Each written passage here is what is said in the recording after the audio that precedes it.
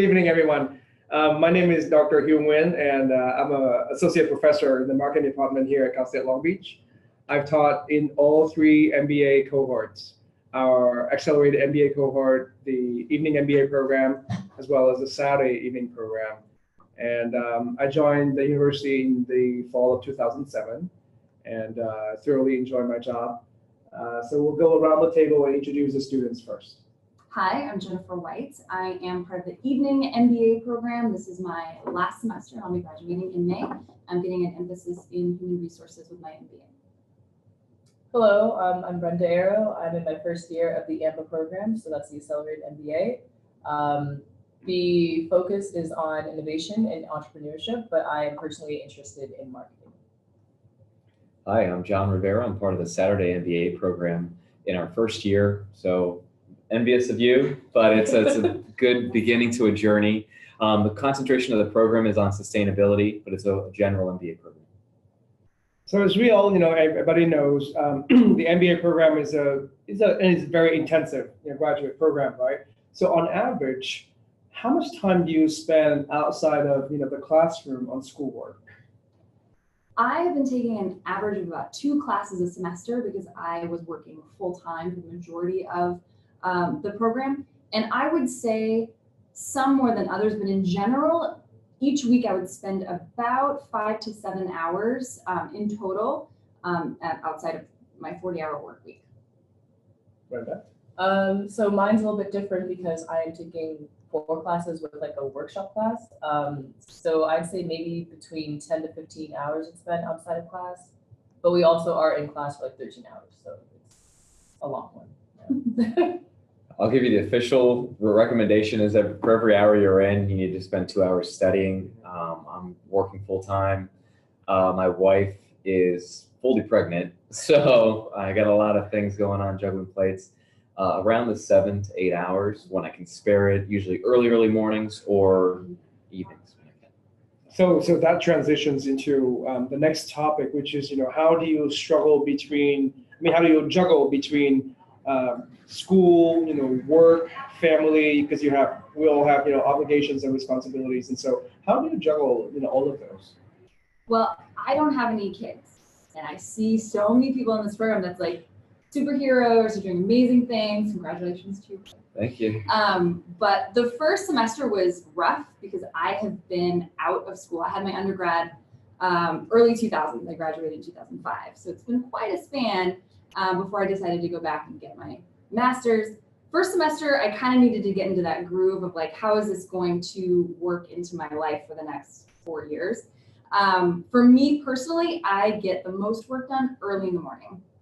I would go to work at 9 a.m. I would wake up sometimes at 4, get the coffee going, 4 to 6:30, and then get ready and go on with my day. I would do that a couple times a week. That's what worked best for me.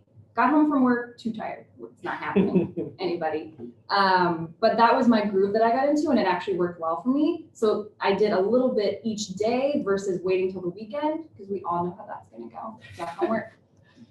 I guess so. For me, I currently work part-time as a marketing coordinator because I want to get like work experience. But the way that I kind of juggle everything is I kind of developed a time management strategy through undergrad because as I was talking to you guys before, I was a pre-med kid and I had to go through like an accelerated program through there. And so we had to do undergrad in 2 or 3 years. I decided to do 3 years, but I did finish everything in 2 years. So I was doing like 20 credits, 21 credits, whatever. And I kind of had to, like I was forced to step up to the plate, know how to do all these different classes back to back to back. Currently what I'm doing is I work on my homework at night, like every single day, but then the big hitters are like Friday, Saturday, Sunday area. Yeah. That's when you don't have classes. Yeah, so yeah, I do my work on Thursday. So I had work today and then I work tomorrow and I work Friday, but I finish early, like 3 p.m. for tomorrow and then like 3:30 for Friday, and then I just do stuff then. Yeah, definitely. Time management's crucial. I'm an early riser, so if I can get things done in the morning, I'll definitely try to do that. And then it's just asking for a little bit of understanding from your family too. So there might be a birthday or something. It's just the nature of the commitment. I read a book by Pat Gelsinger. It's called The Juggling Act. And I literally, all I have to see, if somebody else can do it, I can do it. It's just how you figure it out. So it's and on that topic, it's a very important topic, the support from family and friends, because we don't want to sever all of our social relationships, while being in the master's program. So what kind of communications did you have with your family members or your friends? Did you say, hey, I'm about to start the MBA program, it's going to be extremely time consuming, and I'm not going to have as much time, for friends and family, and I need your support? Or, how did you negotiate this? For me, before I even applied for the program, I just had the understanding and support for my family, for my friends. And it's a reminder too, because when you can make time, I think family, networking, friends, really important, having that slice of social life. But having the understanding even before applying, and then a continuous, it's just really time management and looking at your calendar, even a week out, 2 weeks out, a month out. If there's time for vacation, there are times off, but it's just really being proactive around planning. Mm-hmm. Yeah, and I would say getting family buy-in is super important, but also they will definitely support the return on investment that you're going to get from being in the program. It's really labor intensive, and I've been chipping away at it, 2 classes at a time, but still, it takes up a lot of your nights and early mornings. And I think, I made sure that everyone knew how much time it would take, but they saw that at the end of the road, which I'm almost there, I have a couple months left, everyone's really happy that we all went on that journey together, even though, there were social things that I was like, bye, have fun, I'll see you later. But we do have our summers still, because you don't have to take summer classes. That's true. You can have those 3 months off. Yeah. And they're amazing. So I guess the difference then for the AMBA kid, whatever, we have our classes in the morning. So we typically do have our afternoons and our night times free. So for me, I tend to go out, here and there. I'm new to the area. I like to, go down to, down to here because I live a little bit up in the OC, and then I go to LA and I go travel. So it depends on what program you're on or if you're in before you okay, so let me just go back. When I was entering this program, I did tell my parents about it, of course. I told my friends and everything, and I also had to move from where I came from Ohio. So I already knew what I was getting into, and I wanted to let them know what I was getting into as well. But they know with the way that I am programmed, I do make time for my friends and my family and the social aspects of my life, and I do all these different hobbies. I do YouTube, and I do all these, just a lot. So the way that I told my friends and family is I'm gonna do this for myself. This is for my own future, my progress, or for my future. But I will keep you along the ride, and I won't forget to message you or FaceTime you or whichever. So you always make time if you can find time. So. And on that topic, how do you find the time to maintain your sanity? Because we know, there were times, I'm sure, that you feel so stressed out, you want to give up. Just stop doing everything that you're doing because this is too challenging, too consuming, right? So how did you find the time, or what is your strategy to maintain that mental balance? Because you don't want to be completely burned out. And that's why I personally got into the groove of, if I can get up at 4 a.m. a couple times during the week, I can preserve some shred of dignity on the weekend where I can just have a Saturday to sleep in or a Sunday to just go on a really long hike, and having at least one day out of the week where I wasn't, dialed into group projects, or I was, just making sure I had a very nice boundary set for one day. And then you can just look forward to that day, and you're like, well, you know what, it's a rough time. I have a test and papers and, projects, but I'm gonna go on a really nice beach hike on Sunday, and my life is gonna be just fine. And that's what carried me through some of those rough, more end of semester deadlines and whatnot. So it works. So what I do is pretty much every day I try to do some sort of hour or two of just relaxation, whether it's after work or after class. For example, I like go onto Netflix, I just watch something, and then like the time slips away, but then I'm like, okay, time to do homework, time to get back onto like the grind and do that. I'm more of a night owl, so opposed to you, I stay up late, I go till 1 a.m., 2 a.m., whatever, and I wake up at like 7 a.m. or so.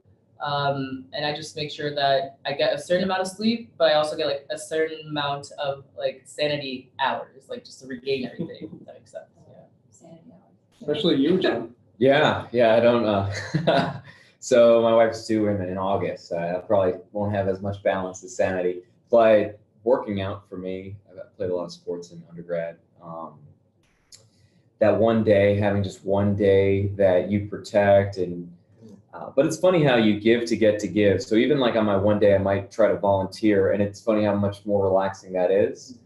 But you wouldn't think that it's not. But we live in Southern California. You should go to the beach. It is the most relaxing thing you can do. It's a waste of time, effort, money, energy if you live here and don't go. I agree. Those are the three things. The next question I want to ask is if you can provide an anecdote of a favorite class or favorite professor. I'm not going to do this because Dr. Nguyen is here, but one of my all-time favorite classes was, in fact, Dr. Nguyen's Marketing 661.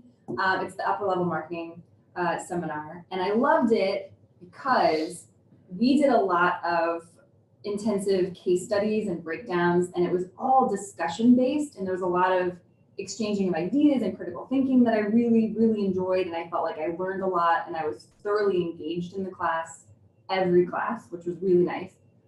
We also did this really awesome, these team-based project, it's called PharmaSim, where it's this marketing simulation where you're on this team and it's competitive, and you're making all of these marketing decisions for this pharmaceutical company. So that was really enriching as well. I'm very competitive. I got second place, regret, but we got second place.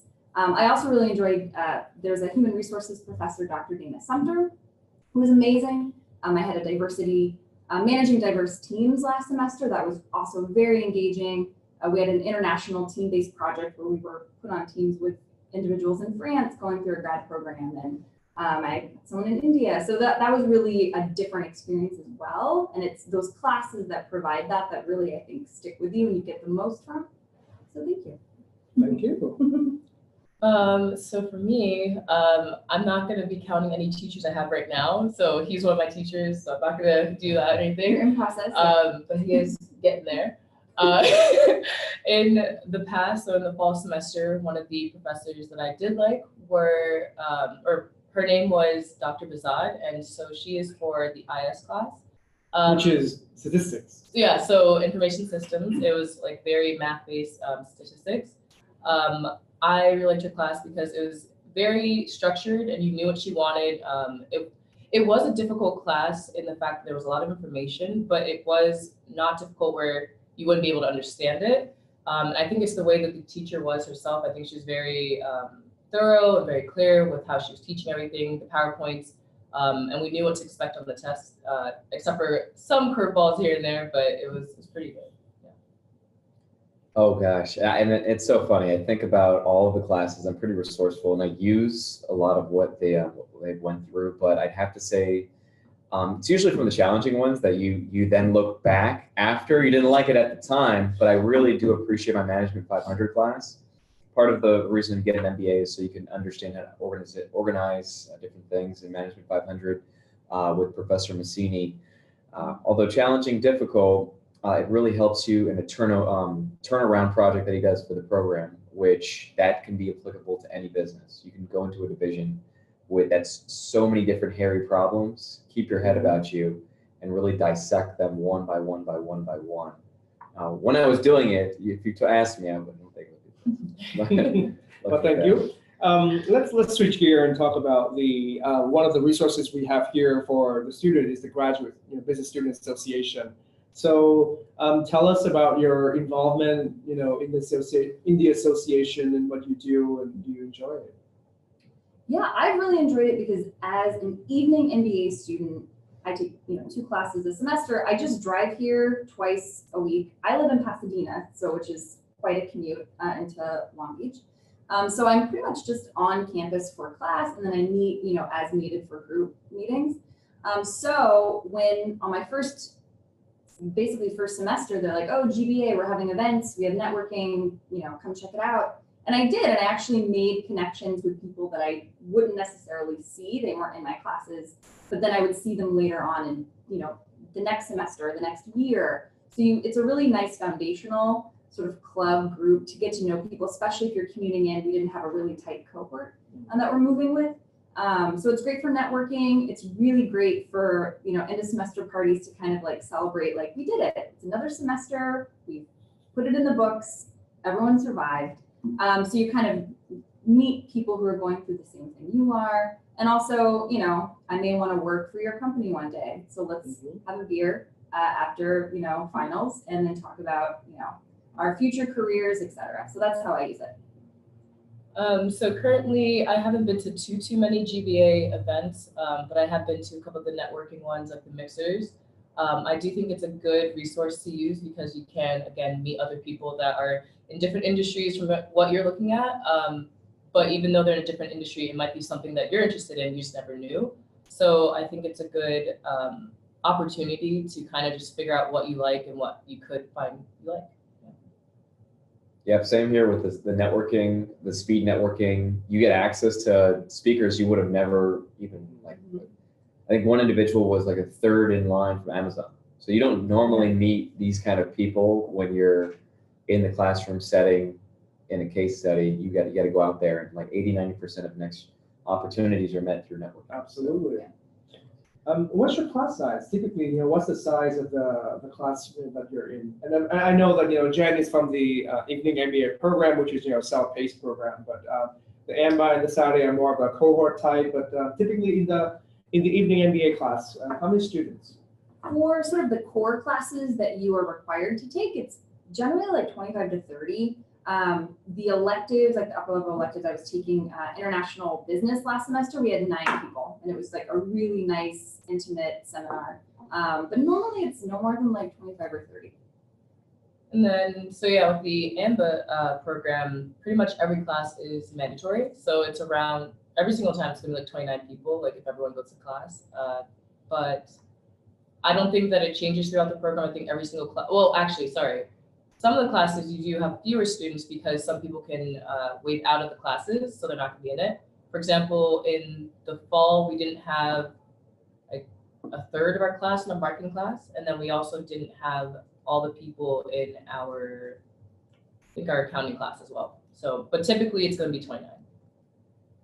Okay, yeah, got about 16. But it's really cool because I like learning in a smaller group. So if that's your thing, Saturday MBA, your program. The next question is, what advice would you give to somebody or some of the applicants out there who aren't necessarily very math savvy, who don't feel that they are very strong quantitatively? And when they think about the MBA program with classes like statistics or accounting or finance, it can seem very intimidating to quantitative majors. And so what advice would you give them? I myself was an English major when I was in the undergraduate. So I got this one for you guys. My undergraduate degree was in music. So I have a degree basically in opera singing as an undergraduate. So there wasn't a lot of statistics going on in my undergraduate experience. And when I decided to come back, I was so nervous because I'm an intelligent woman, but I'm not quantitatively inclined. Like I don't enjoy accounting and finance, but I'll do it.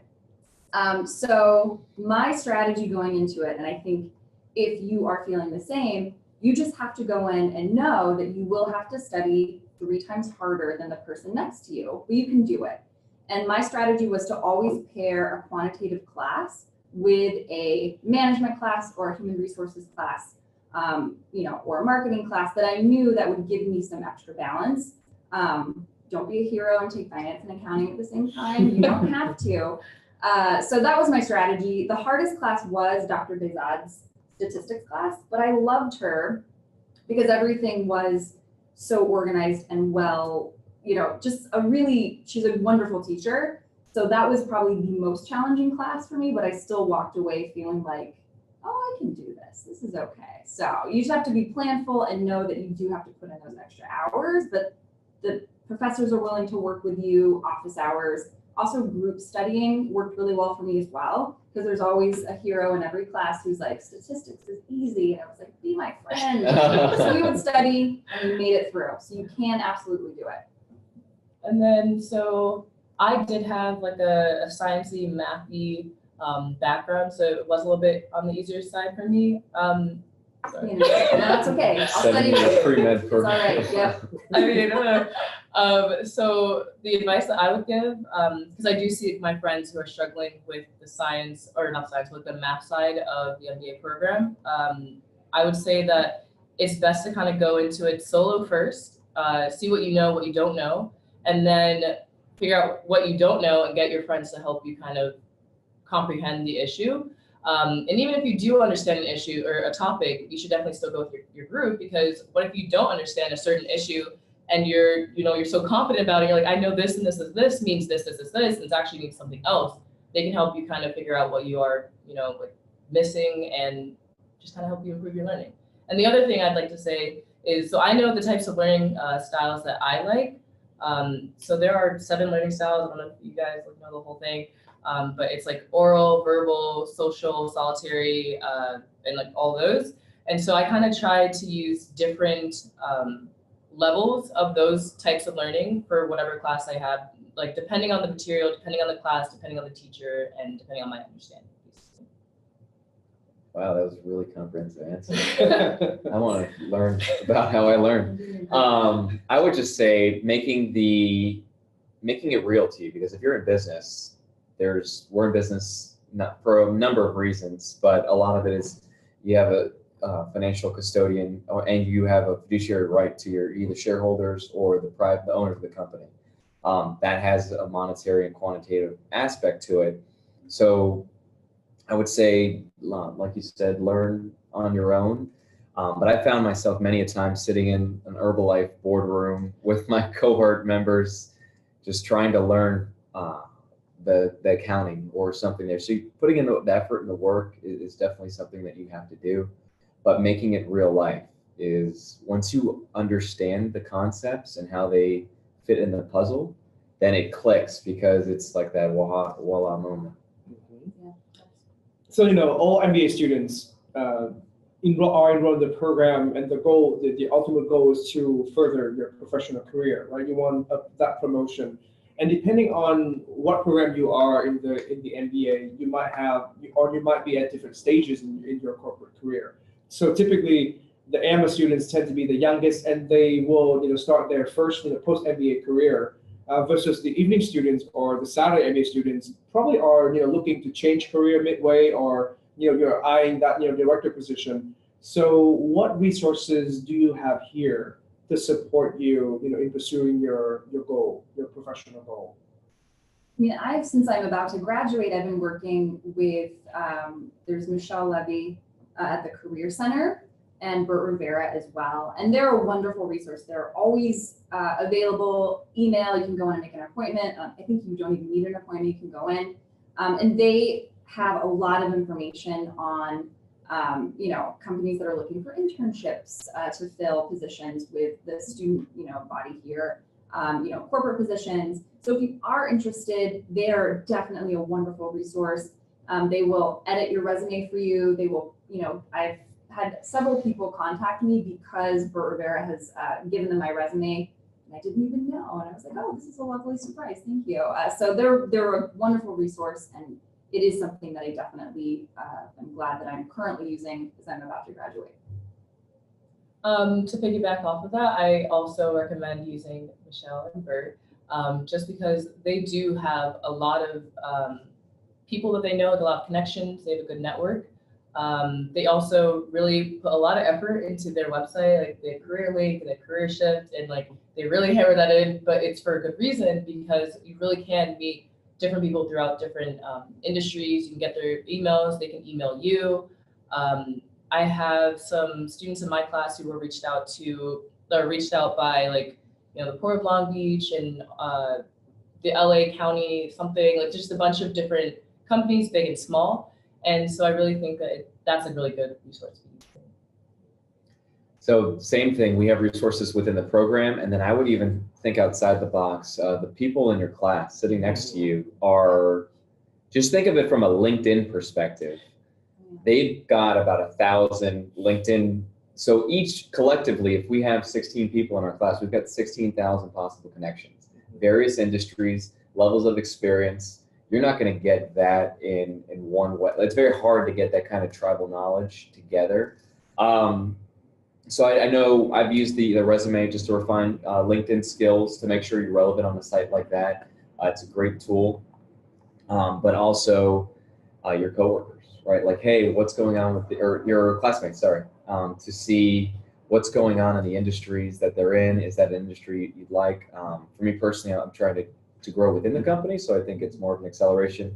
And I had a few classmates that have passed their resumes along to me, and I pass it on to different clients. And that's just the way you have a shared experience with these folks for 2 years that hopefully we're all going to be lifelong friends, but at least we have this experience together that you don't normally have, and it's in different points, so it's slightly different than undergrad. So, you can easily snowball your contacts and networks, and it multiplies so quickly, right? The last topic, from the questions that I have here before we're starting taking on questions from the audience is, so tell us if you have to take the GMAT or you got a test waiver. If you did have to take the GMAT, then how did you prepare for the exam? I didn't take the GMAT. Since it has been quite a while since I graduated from undergrad, and I've been a manager for, I forget if it was a 5-year preferred time limit or longer, but it had been about 7 years at that point. So I just gave them my work experience, and I was able to get a waiver pretty immediately. So that was good. So in my program, most of the kids are, sorry, I refer to everyone like as a kid, but all the kids in my program, they're between 20 and 27. So most of them don't have a lot of professional experience. They can't waive out of it. Therefore, you either take the GRE or you take the GMAT. I personally took the GRE because I thought I could use like my MCAT score to waive out of it, but it really didn't work. It was also 2 or 3 years older. But with the GRE, I took that because I had a lot of people who told me about that, that they preferred it to the GMAT. They thought it was easier, and I was like, okay, I'll do the easier route. But my brother also took the GRE, and he is doing his MBA over back in Ohio, and I had a fine experience with the GRE. So how did you prepare for the GRE? How early did you start preparing for the test, or did you go to a center, or did you access their online resource practice, or what did you do? So I'm actually the worst person to ask about the GRE. This is a genius that you didn't prepare, right? Oh, yeah, 7-year Because the thing is, so I consider myself a pretty decent test taker. And so having taken the MCAT's a 6-hour test. I prepared for that by taking 5 6-hour practices over the span of the summer. But with the GRE, okay, so a little bit of background. Was it a walk in the park? It's okay. Yeah, I'm just gonna say for me the GRE was quite easy. My life changed, I guess, from March last year. That's when I decided to drop out of medical school. I don't want to say drop out, I just chose a different career life.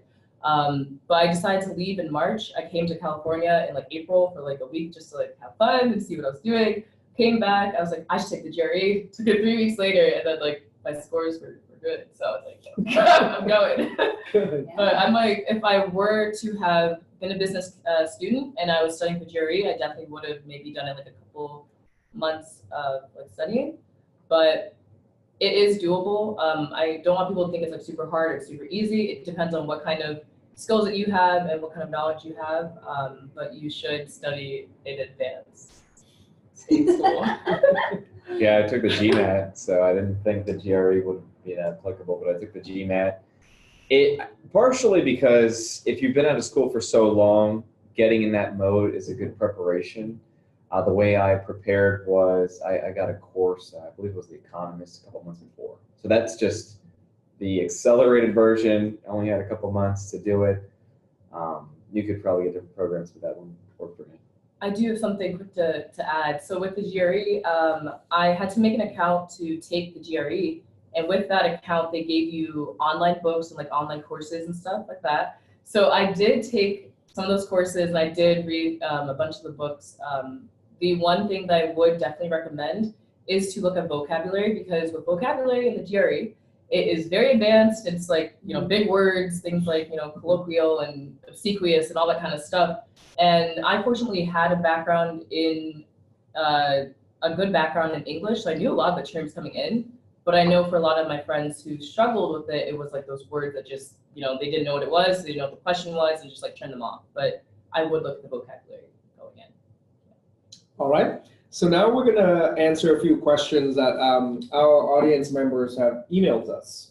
So the first question comes from Christine Nguyen, and she asked, how did you know which MBA program, accelerated Saturday or evening, would work best for you? Was it based on schedule or career goal needs? For me, I would say schedule, because Saturday is a condensed version one day. Typically for work, I'll travel anywhere from Monday to Thursday, even international. I'll go from Canada, different parts of the world for work. So I need to be able to have that flexibility to travel.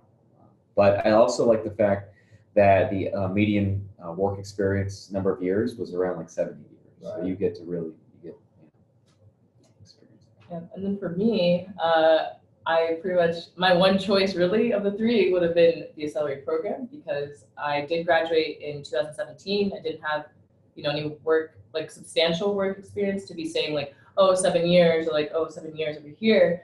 But I also wanted the Accelerated program just because of what it offered. I do like the study abroad aspect. I do like that I'm like a full-time student with daytime classes instead of like the later classes.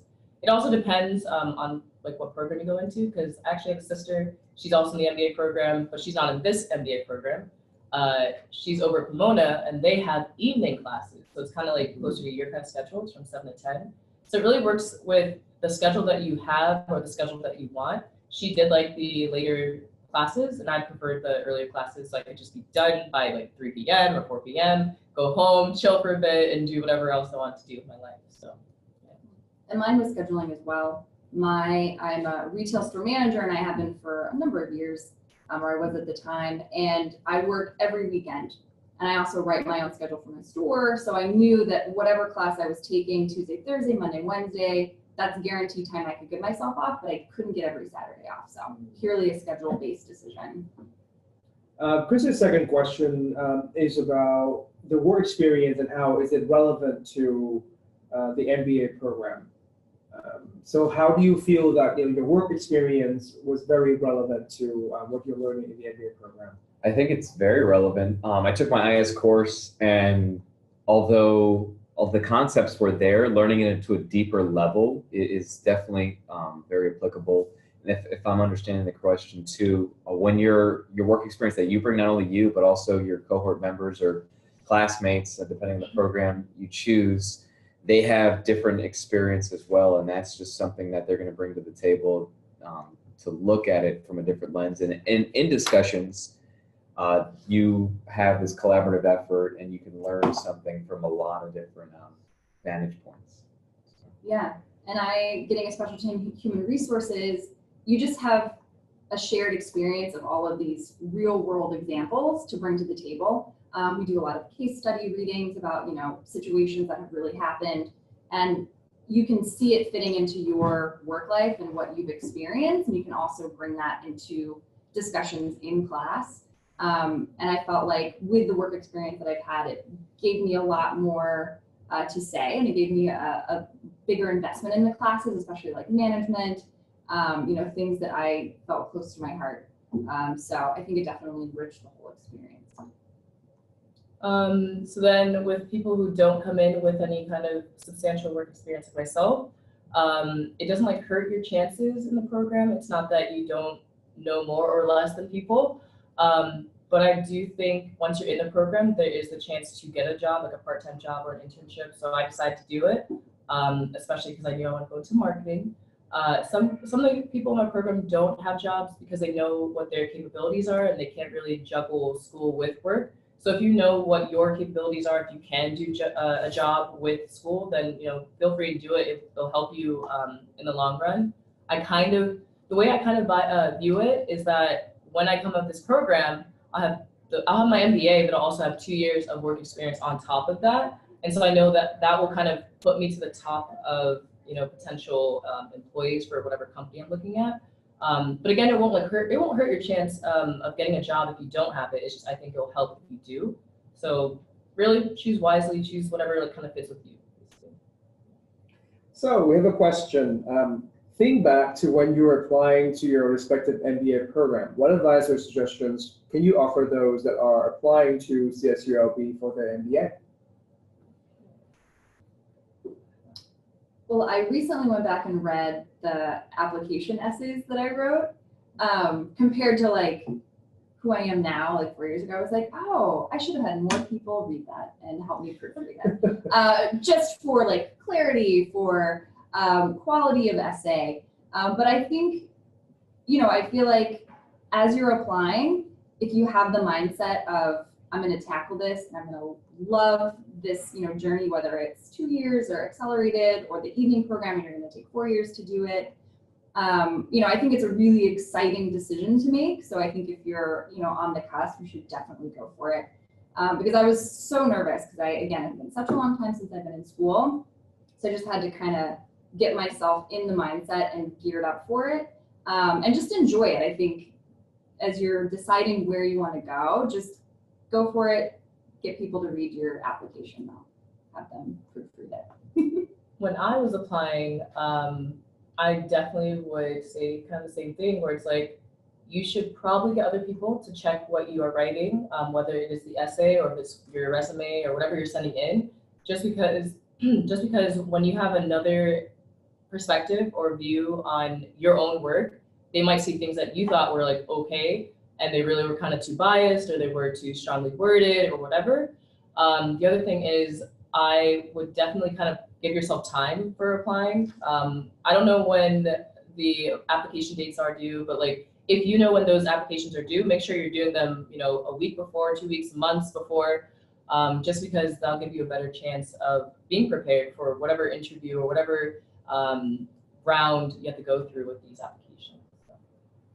I would have loved to join a webinar like this or this meeting like this. So that was future or old self, past self could have got some advice there. But then also my program coordinator, director, if you will, Rihanna, has been great. So communicating with her just a tad earlier and submitting the application well in advance. I did undergrad at a main university, but I also had some undergrad. I did 18 credit semesters and I did some summers and winters. So I had my transcripts were from 5 different universities, but just different things. And your recommendation letters too, they come from a system that's emailed out. And if you've got kind of senior level people or managers or busy people, you want to make sure and prep your recommending the folks that are going to recommend you. So the next question, Brenda can answer this question. I am interested in the MBA program because it's a full-time day schedule, but I'm a bit older than the average student. Will this be an issue? I don't think it's going to be an issue. I know for like the oldest person in our class, it's like around 27, 28. But even if there was someone who's in their 40s, like I don't think any of us would treat them any differently. If anything, we'd probably ask them for advice, kind of network with them, see what they kind of have to offer. The other thing is you have to kind of know what your capabilities are, what your schedule is. If you can do that full-time, daytime schedule, then make sure you're going all in a sense. Like you make sure that you go there early. Like there are classes like his where you got to make sure that you are prepared with it, because you can't really skimp out on certain classes. Like some of the classes are going to be easier, but if you've been in the workforce for a while and you haven't been in school for a while, you might be a little bit overwhelmed at first.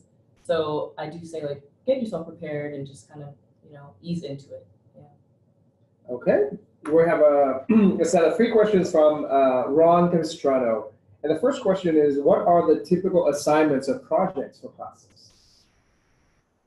Yeah, like you. Oh. No, go ahead. Oh, so I would just say the case study method is classic any MBA program. A lot of group projects because that's analogous of life. If you're in a business, you're gonna work with other people. I learned so much from my group. It's a different perspective, probably from the first day of class to now almost a full year in. You're just in awe of the folks who are really talented people, and you just have a deeper appreciation for the people that you learn with. I think I'm getting a text right now about a group project, but so group projects, case study method, and there's some solo work too, mainly on the financial side, the quantitative side.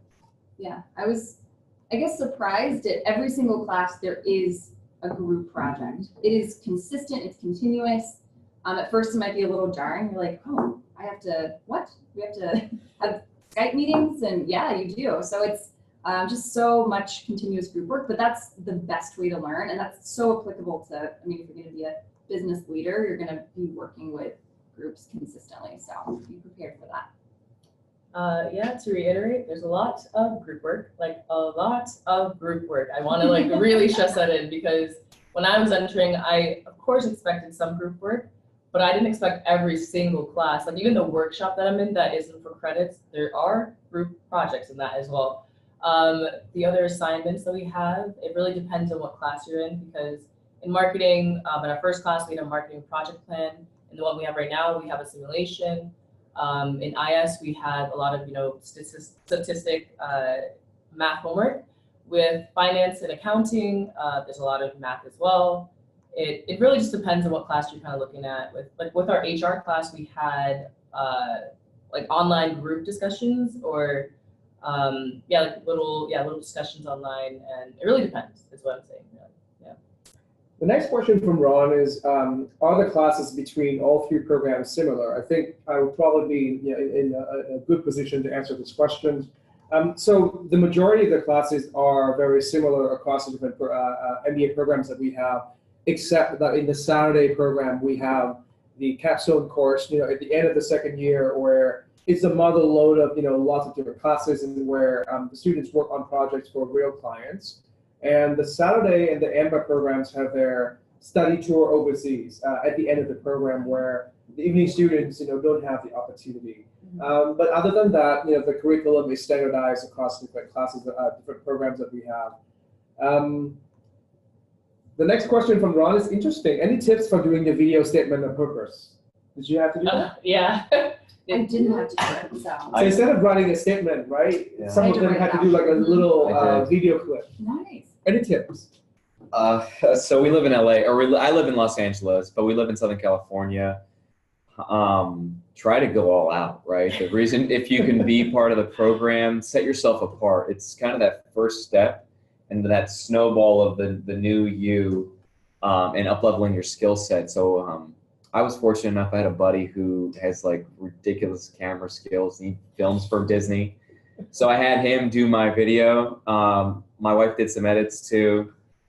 And but you can find somebody on Craigslist, give them like $50. I've done it before. You can find somebody, like literally it's a 5-minute video. So you get a couple takes, make sure you have your script or whatever you want to say in there, and then videotape it.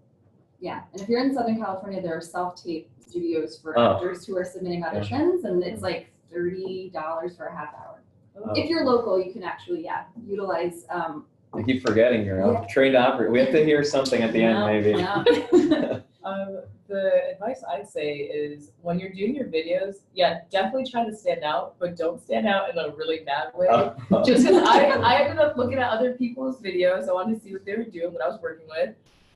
Some people made it like very, very cheesy. Like it was very, I don't know how to explain it. It's just very cheesy. And I do think it's good to crack a couple jokes here and there, show like your funny side if you have humor in your life. But definitely also edit them because like you're saying, you had like your wife and like your friend do all those edits. I personally do YouTube, so I know how to like do all the edits. But when I watched some other people's videos, they left like the they went silent for like a whole minute, and I wonder if that did kind of affect how their videos came out, just because there's so much just empty space and a lot of the errors are still present in the videos. Also, when you are doing these videos, practice the videos. Like, don't do it just in one take unless you're really good at that. Just because you will have, if you practice it, you'll be able to say what you're going to be able to convey what you're saying with more confidence and just more fluidity, basically. Absolutely. The next question comes from Tyler, and he asked, is it worth it to study in small time periods like 15 minutes breaks at work, or is that not effective? I would say it depends. When I would try to work on my lunch break, I would try to save like quick editing for papers. Like, even if it's a group project, we're all on the same Google Doc. I would be like, I'm jumping on, my lunch break's in 20 minutes, and I would do some quick edits. But that is how I study. I need to study at home, alone, with like flashcards or with like quiet focused time. My job, I would always get interrupted, so it wasn't good for actual real studying, but I would try to chip away if I needed to at, things I could leave very quickly. Yeah, I'd pretty much say what you said. In fact, like, it depends on who you are. I am a person who likes to juggle many things, so I am able to do like the 15-minute kind of study breaks, or not study breaks, but like study sessions in a sense. I like to try and do some work when I have my lunch break during my job, and I also try to do as much as I can during lunch when I'm on campus between my two classes. But if you're not able to consolidate the information in 15 minutes, it might not be worth it to do like 15 minutes and like waste that time to use for other things, and then make sure you set aside enough time at a later time. Yeah, you are multitasker. I can't. I'm more of a single tasker, and I need to get in. It's so funny because I read an article too on REM sleep, and they're very similar to studying. You need to get into that REM mode at least a half hour if you can. Tyler, that's just my recommendation. If you can do it. My schedule hasn't permitted that. Usually I have to at least have 30 minutes to an hour to really get a good chunk of stuff done. And then that's either in the morning or the evenings. Good. So the next question comes from Kevin, and he asked, when your panelists are saying work experience, what sorts of experience do you mean?